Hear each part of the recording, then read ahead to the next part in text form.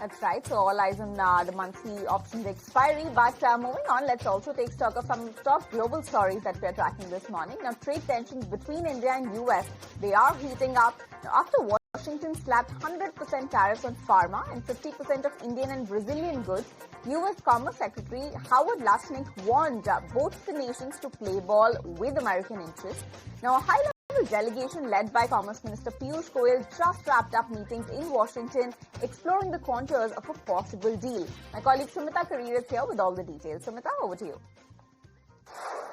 Well, it seems that the U.S. administration is continuing to put pressure on India because now, in the very latest, U.S. Commerce Secretary Howard Lutnick has stated that India and Brazil, they need to react correctly to the United States and in fact went on to say that the United States will have to quote-unquote fix a bunch of countries that includes India and Brazil. And the fact that both the countries need to open up their market, avoid policies that harm American interests, and that trade imbalances need to be addressed. However, in fact, they will be sorted out, but they will take time. Remember, this is happening at a time when a team led by Commerce and Industry Minister was in the United States for trade talks. In fact, also the External Affairs Minister, Dr. S. Shankar, also met with Marco Rubio.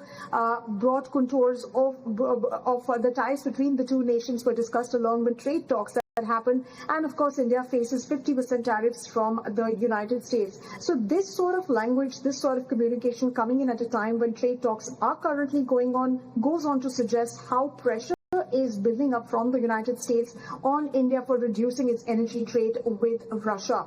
In fact, we're given to understand from sources that at the moment, as far as these trade talks between US and India are concerned, a major issue that's emerging that seems to be India's energy trade with Russia.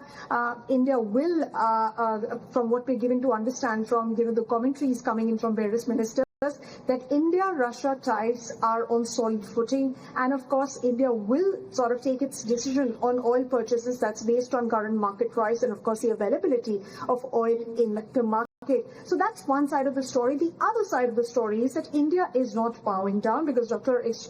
Shankar, External Affairs Minister in the United States at UNGA, warned of tariff volatility, market uncertainty. He also claimed that de-risking is a growing compulsion and that we need to resist political interference, and India will always maintain its freedom of a choice. That really goes on to show perhaps how India will remain independent as far as its sovereign decisions are concerned, so whether it's related to trade with other countries or its energy purchases. All right, thank you so much, Samita, for getting us all those details.